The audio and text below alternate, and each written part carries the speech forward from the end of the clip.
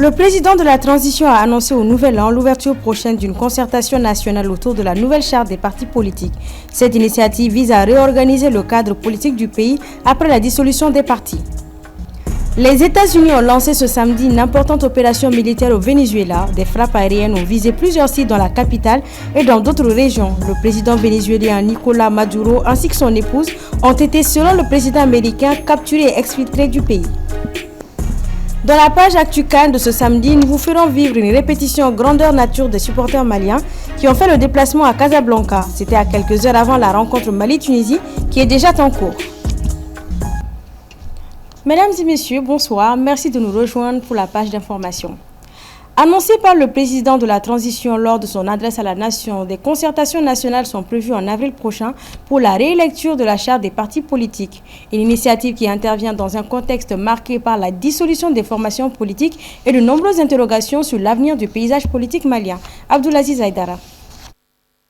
Dans son adresse à la nation, à l'occasion du Nouvel An, le président de la transition a annoncé l'organisation en avril prochain de concertations nationales en vue de la rélecture de la charte des partis politiques. Ces consultations visent à définir de nouvelles conditions de création et d'exercice des partis au Mali, dont les activités sont suspendues depuis mai 2025. Selon le président, ces concertations auront pour objectif de préciser des modalités d'application de certaines recommandations issues des précédentes assises, notamment dans le cadre de la relecture de la charte des partis politiques. À l'issue de ces travaux, les participants avaient recommandé, entre autres, la dissolution des partis politiques existants afin de répartir sur des bases plus saines et plus justes. Pour rappel, le 13 mai, les autorités ont officiellement annoncé la dissolution de l'ensemble des partis politiques sur le territoire national pour des raisons de préserver l'ordre public. À l'approche de ces concertations annoncées pour avril, plusieurs interrogations demeurent. Les anciens partis politiques vont-ils à ces consultations? Si tel n'est pas le cas, avec quels acteurs ces consultations se feront-elles? Ces discussions marquent-elles le début d'un retour progressif à l'ordre constitutionnel? Autant de questions qui, pour l'heure, restent sans réponse. Après un premier communiqué annonçant la suspension d'entrée des ressortissants américains sur le territoire national, les autorités maliennes ont précisé ce vendredi les modalités de cette mesure et prévoient des exceptions. Explication dans ce commentaire signé Djeneba Samake. En réponse aux restrictions imposées par les États-Unis aux ressortissants maliens, le Mali a appliqué les principes de réciprocité en interdisant l'entrée sur son territoire aux ressortissants américains. Ce vendredi, le ministère des Affaires étrangères et de la coopération internationale a publié un communiqué précisant les modalités d'application de cette décision du gouvernement. Dans les documents rendus publics, le ministère précise que cette suspension n'est pas absolue. Plusieurs exceptions sont prévues. Sont ainsi autorisés à entrer sur le territoire malien les citoyens américains résidant permanents en République du Mali ainsi que ceux détenteurs d'un visa en cours de validité. D'autres catégories spécifiques bénéficient également des dérogations. Il s'agit notamment des diplomates, des athlètes et plus largement des personnes dont la présence est jugée conforme aux intérêts de la République du Mali. Les communiqués soulignent que cette mesure n'est pas définitive. Elle fera l'objet d'une évaluation appropriée en fonction de l'évolution de la situation et des relations entre les deux États. Tout ajustement éventuel sera porté à la connaissance du public par les canaux officiels.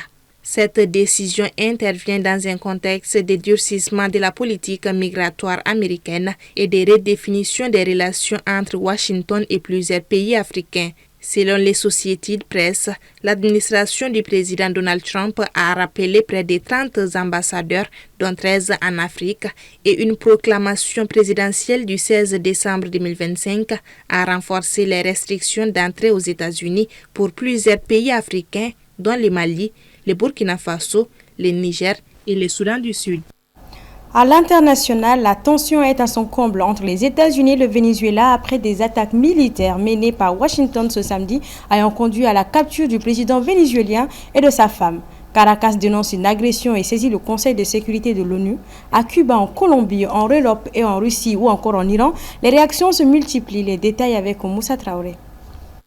Le Venezuela traverse l'une des plus graves crises de son histoire récente. Ces dernières heures, Plusieurs frappes militaires menées par les États-Unis ont visé des sites stratégiques, notamment dans la capitale Caracas et ses environs. Des explosions ont été signalées, provoquant des coupures d'électricité et un climat de panique au sein de la population. Dans un message publié sur ses réseaux sociaux, le président américain Donald Trump affirme que le président vénézuélien Nicolás Maduro et son épouse Cilia Flores avaient été capturés puis exfiltrés hors du pays. Une déclaration spectaculaire, mais non confirmée à ce stade par des sources internationales indépendantes. Face à cette situation, la vice-présidente vénézuélienne Delcy Rodriguez affirme lors d'une déclaration télévisée à la nation qu'elle ignorait où se trouvait le président Nicolás Maduro et la première dame et exige aux États-Unis une preuve de vie. Sur le plan militaire, le ministre de la Défense annonce le déploiement massif de tous les moyens militaires du pays, affirmant que les forces armées sont en état d'alerte maximale pour défendre la souveraineté nationale. Dans les rues de Caracas, des blindés de l'armée sont déployés. Certaines bloquent l'avenue qui mène au palais présidentiel de Miraflores. Sur le front diplomatique, Caracas a demandé une réunion d'urgence du Conseil de sécurité de l'ONU, dénonçant une violation grave du droit international. Face à cette agression, des réactions internationales se multiplient. L'Iran, qui entretient des liens étroits avec le Venezuela, a condamné tout comme la Colombie ces attaques américaines. Bogota a annoncé par ailleurs le déploiement de forces militaires vers sa frontière en appui sécuritaire. La Russie juge l'attaque américaine profondément inquiétante et condamnable, estimant que l'hostilité idéologique avait prévalu sur la diplomatie. De son côté, l'Union européenne appelle à la retenue, selon la chef de la diplomatie européenne, Kaja Kallas, après un échange avec le secrétaire d'État américain Marco Rubio. Pour rappel, Trump accuse le président Maduro d'être à la tête d'un vaste réseau de narcotrafic qui l'intéressait dément, reprochant aux États-Unis de vouloir le renverser pour s'emparer des réserves de pétrole du pays, les plus grandes de la planète. Au Burkina Faso, un car de transport en commun transportant 63 passagers a pris feu sur la route nationale 7, axe Banfoura-Bobo, ce jeudi 1er janvier 2026 alors qu'il arrivait de Côte d'Ivoire, ont rapporté les autorités locales. Alertée en urgence, la 5e compagnie d'incendie et de secours de Banfoura est rapidement intervenue, évacuant tous les occupants en sécurité avant de maîtriser totalement l'incendie. Aucune perte en vies humaines n'a été signalée.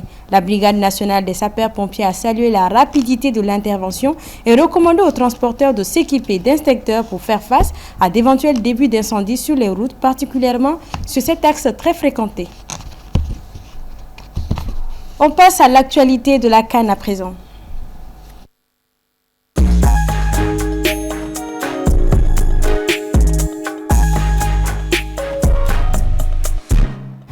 Le premier match des huitièmes de finale de la CAN 2025 a opposé cet après-midi le Sénégal au Soudan. Les Lions de la Teranga se sont imposés et se qualifient pour les quarts de finale où ils vont affronter le vainqueur entre le Mali et la Tunisie. Après ce premier match des huitièmes de finale, le second qui oppose le Mali à la Tunisie se joue en ce moment. Quelques heures avant cette rencontre, les supporters maliens ayant effectué le déplacement à Casablanca ont procédé à une répétition grandeur nature. C'est un grand format de Seyni Amar depuis Casa. Nous sommes à Casablanca dans l'un des plus anciens hôtels du pays. Donc c'est un hôtel qui a été mis en place en 1922 et c'est là où sont logés les supporters maliens revenus de Bamako et de partout au Mali pour supporter cette formation des Aigles du Mali. Tout à l'heure, nous avons assisté à une préparation de ces supporters-là en vue du match de huitième de finale contre la Tunisie. Je vous invite justement à aller voir cette salle où les supporters sont venus nombreux pour participer donc à cette répétition générale, on va le dire ainsi.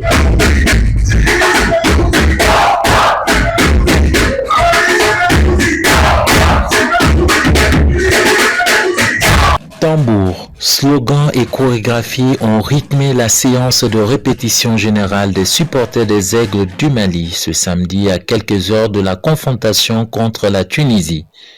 Cette mobilisation s'inscrit dans la continuité du travail réalisé depuis le début de la compétition. Sous la houlette d'Adamaté Koulibaly, président du Congrès national des supporters des Aigles du Mali, cette séance d'un peu plus d'une heure a permis d'harmoniser les chants, les pas de danse et l'animation. L'activité de ce matin, c'est une répétition avec l'ensemble des membres de la délégation qui sont venus de Bamako pour soutenir notre équipe nationale. Donc nous avons répété pour essayer de, parce que comme vous le savez, tout comme les joueurs qui préparent les 90 minutes du match, Nous, les supporters aussi, on doit préparer aussi les 90 minutes. Pendant les 90 minutes, ce que nous devons faire, quel genre d'animation on doit faire pour donner de la voix dans les gradins, pour pousser l'équipe à gagner, à vraiment très bien jouer. Donc, ce sont ces consignes, ce sont ces actions qu'on a essayé de définir ce matin ici. Les supporters sont là. Allez, les jeunes.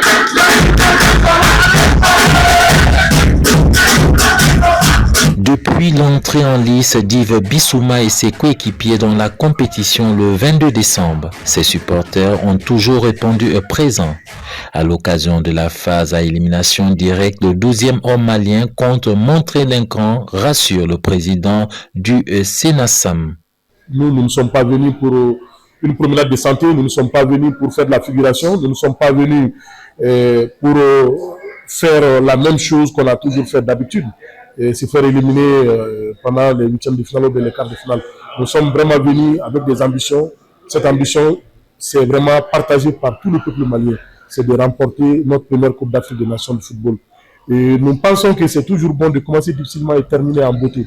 Le Mali a commencé la compétition très difficilement, avec 3 matchs nuls, comme Yaoundé 112, le même parcours comme Yaoundé 112. Mais nous sommes convaincus que nous allons terminer en beauté.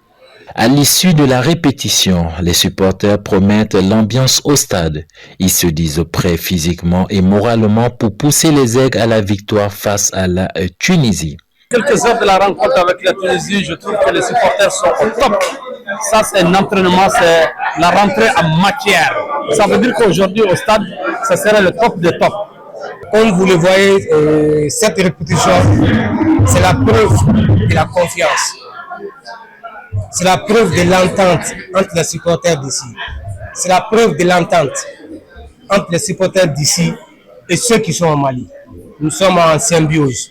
Donc nous demandons aux Maliens d'ici et d'ailleurs de prier pour les Maliens. Au-delà de l'animation, la confiance domine dans le nid des supporters. Ils disent respecter l'équipe tunisienne mais ne pas la craindre. Ils croient tous en la qualification du Mali en quart de finale. C'est un match jouable. Le Mali est une grande nation de football comme la Tunisie. Et à ce que je sache, ça fait 4 fois qu'on s'est rencontrés, 2 victoires et 2 matchs nuls. La 5e sera aujourd'hui et j'espère que nous allons gagner avec la manière, Inch'Allah. Je remercie le ministère de la Jeunesse parce que c'est grâce à eux que nous sommes ici à travers l'envol des Aigles du Mali. 150 personnes qui ont venu participer pour supporter les Aigles du Mali. Bon, aujourd'hui, le match face à la Tunisie, je suis optimiste et je suis persuadé que la victoire est pour les Aigles. Inch'Allah, nous allons gagner et nous allons partir en Tanger et jouer contre le Sénégal.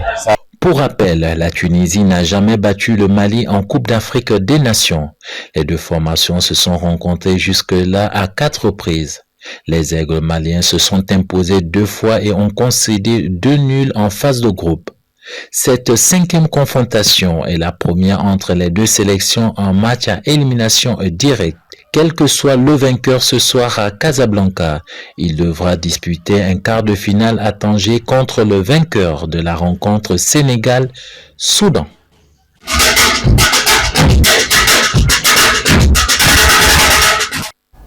Bonne chance aux Aigles du Mali. Demain, dimanche 4 janvier, 2 autres matchs des 8e de finale sont au programme. À 16h, le Maroc, pays hôte, affrontera la Tanzanie. À 19h, l'Afrique du Sud jouera contre le Cameroun. Les vainqueurs se retrouveront le 9 janvier à Rabat pour une place en demi-finale. Point final à ce 19h45. Merci de l'avoir suivi. Excellent week-end en compagnie de nos programmes. Bonsoir.